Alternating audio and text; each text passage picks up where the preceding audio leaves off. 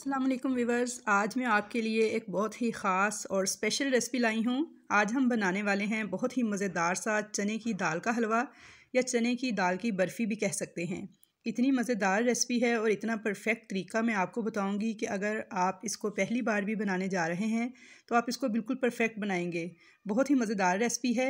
ऐसा ये बना है कि मुंह में जाते ही घुल जाए और इसको आप बना के स्टोर भी कर सकते हैं 1 महीने के लिए। तो चलिए हम इसकी रेसिपी देख लेते हैं। तो इसके लिए यहाँ मैंने चने की दाल ली है 2 कप। इसको अच्छी तरह से वॉश करके 2 घंटे के लिए मैंने पानी में भिगो के रख दिया था। यहाँ पे आप देख सकते हैं कि दाल फूल चुकी है। तो अब हम इसको बॉयल करेंगे। तो ये मैंने 3 पाव दूध लिया है और अब दूध में जैसे ही बॉयल आएगा तो इसमें दाल ऐड कर देनी है। दूध में अब दाल को इतनी देर पकाना है कि जब तक दाल नहीं गल जाती और दूध ड्राई नहीं हो जाता। तब तक हम अगला स्टेप देख लेते हैं। तो यहाँ मैंने देखें चीनी ली है, 1 कप मैंने भर के लिया है और साथ में 3/4 कप यानी 1 कप पूरा लेंगे और दूसरा कप कुछ कम करके लेंगे। तो 1 कप पूरा और साथ में 3/4 कप और साथ में इसके 10 से 12 सब्ज़ इलायचियाँ जो है वो डाल के तो इसको मिक्सी के जार में बारीक पाउडर बना के तो हम एक साइड पे रख लेंगे। तो यहाँ पे देखिए मैंने चीनी को पीस के पाउडर बना के रख लिया है। तो अब दाल को देख लेते हैं। तो दाल यहाँ पे अच्छी तरह से पक रही है और दूध के ऊपर इस तरह से झाग आ गई है। झाग को हम निकाल देंगे और दाल को मज़ीद पकने देंगे। तो यहाँ पे देखें दाल को पकते हुए तकरीबन आधा घंटा हो चुका है। आधा घंटे बाद देखें दाल हमारी अच्छे से गल चुकी है और दूध इसका तकरीबन ड्राई होने के करीब है। तो इस स्टेज पर आपने चम्मच चलाते हुए हाई फ्लेम पे दूध को खुश्क कर लेना है, वरना दाल नीचे लग सकती है। तो इसलिए इसमें चम्मच चलाते जाना है और बस दूध जल्द ही ड्राई हो जाएगा। तो जैसे ही दूध ड्राई होगा तो हम दाल को एक बर्तन में निकाल के ठंडा कर लेंगे अच्छे तरीके से और फिर इसको चॉपर में पीस लेंगे। अगर चॉपर ना हो तो आप इसको सिलबट्टे पर भी पीस सकते हैं। तो यहाँ पे आप देख सकते हैं कि दाल हमारी जो है मुकम्मल तौर पे खुश्क हो चुकी है, दूध सारा ड्राई हो गया है। तो अब इसको एक प्लेट में निकाल लेंगे और ठंडा करेंगे। तो देखिए मैंने निकाल लिया है, ठंडा कर लिया है और अब इसको मैं चॉपर में पीस रही हूँ। तो यहाँ पे देखिए दाल मैंने सारी पीस ली है। अब एक हैवी बॉटम वाली हम कढ़ाई लेंगे। तो उसके अंदर घी डालेंगे 1 कप और साथ में 2 टेबल स्पून। मेजरमेंट्स का आपने ख़ास ख्याल रखना है। तो यहाँ पे मैंने घी डाल दिया है 1 कप और 2 टेबल स्पून। अब इसके अंदर मैं दाल ऐड कर दूँगी जो कि मैंने पीस के रखी हुई थी। तो ये देखें दाल मैं इसमें ऐड कर रही हूँ। हल्का सा मैंने घी को गर्म किया है और दाल ऐड कर दी है। अब इसको अच्छी तरह से चम्मच चलाते हुए भूनकर हल्की आंच पर पकाएंगे और असल मेहनत यहीं से शुरू होती है इस रेसिपी की, क्योंकि इसको टाइम बहुत ज़्यादा लगता है। तकरीबन 45 मिनट तो लग जाते हैं इसको पकाने में। शुरू में मैं आपको 10 मिनट तक लो टू मीडियम फ्लेम पे पकाऊंगी। बाद में मैं इसको हल्की आंच पर 30 से 35 मिनट तक पकाऊंगी। दरमियान में मैं आपको वीडियो दिखाती रहूँगी। इसका हलवा तभी मज़े का बनता है जब इसकी भुनाई अच्छी तरह से हो जाए। जब तक इसका कलर चेंज ना हो जाए, इसमें से प्यारी सी खुशबू नहीं आने लगे, तब तक लगातार इसको चम्मच चलाते हुए भूनते हुए पकाना है। तो यहाँ पर आपने ध्यान रखना है और इसको अच्छी तरह से चम्मच चलाते हुए ही भूनना है।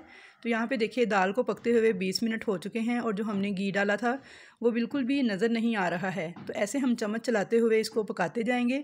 तो नीचे से देखिए इसके पैंदे में ये रेड रेड होकर लगने लगी है और दिखने लगी है। तो इसका मतलब है दाल अब हमारी भुनना स्टार्ट हो चुकी है। अब इसको चम्मच चलाते हुए भूनते जाएंगे। तो अब मैं आपको 40 मिनट के बाद दिखा रही हूँ। तो यहाँ पे देखिए दाल का हमारा प्यारा सा कलर आने लगा है, खुशबू भी बहुत प्यारी आने लगी है और अब इसको भूनते जाएंगे चम्मच चलाते हुए। तो अब यहाँ पे देखिए 45 मिनट पूरे हो चुके हैं और दाल में जो घी हमने डाला था किनारे पे देखिए वो दिखने लगा है, ये देख सकते हैं आप। तो ये घी भी दिखने लगा है, कलर भी इसके देखिए कितना प्यारा सा नज़र आने लगा है और खुशबू भी बहुत प्यारी आ रही है। तो ऐसा ही कलर हमें चाहिए था। अब इसमें हम चीनी ऐड कर देंगे और इलायची जो कि हमने पीस के रखी हुई थी। अब इसे मज़ीद 3 से 4 मिनट पकाएंगे। ये जब तक ये कढ़ाई का पैंदा छोड़ने लग जाए तो बस 3 से 4 मिनट ही लगेंगे, इसमें ज़्यादा टाइम नहीं लगेगा। और देखें ये पैंदा छोड़ने लगा है और इकट्ठा होना शुरू हो गया है। हलवा हमारा बन के तैयार है। तो अब हम एक पहले से ग्रीस की हुई ट्रे के अंदर ये सारा हलवा डाल देंगे और इसे स्पैचुला से बैलेंस कर लेंगे, प्लेन कर लेंगे। और अच्छी तरह से प्लेन करने के बाद स्पैचुला से इसे शेप देंगे और इसके ऊपर पिस्ते और बादाम जो कि काट के रखे हुए थे वो डाल देंगे और स्पैचुला से इनको प्रेस कर लेंगे। अब इनको रूम टेम्परेचर पर ठंडा करेंगे, फिर इसकी कटिंग करेंगे। तो यहाँ पे 2 घंटे हो चुके हैं। तो अब हम इसकी कटिंग कर लेते हैं। तो ये देखिए मैं इसकी कटिंग कर रही हूँ। पहले मैं इसमें तिरछे कट लगाऊंगी और उसके बाद फिर मैं इसे सीधे कट्स लगाऊंगी, यानी रोम्बस शेप में मैं इसकी कटिंग करूंगी। तो आप चाहें तो इसकी शेप कोई भी शेप में कटिंग कर सकते हैं, स्क्वायर, रेक्टेंगल या जो भी शेप आपको पसंद हो। तो व्यूअर्स आप वो ये बर्फ़ी जो सी है अगर आप बनाएंगे तो आपको बेहद पसंद आएगी। खाने में भी बहुत ही जायकेदार है और बनाने में भी बेहद आसान है। सिर्फ इसको बुनाई का जो प्रोसेस है थोड़ा सा वो लंबा है, लेकिन मेहनत के बाद ही फल मिलता है। आप मेहनत करेंगे तो आपकी बेहद लजीज़ ये रेसिपी बन के तैयार होगी कि आप याद करते रह जाएंगे। तो ये देखिए यहाँ पे मैंने इसकी कटिंग कर ली है।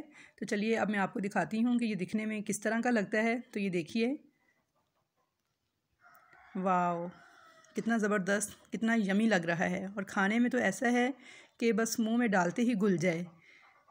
तो व्यूअर्स बहुत ही यमी बना है, बहुत ही ज़्यादा लाजवाब रेसिपी है, बहुत ही टेस्टी है। रेसिपी अच्छी लगे तो इसे लाइक कर दीजिएगा।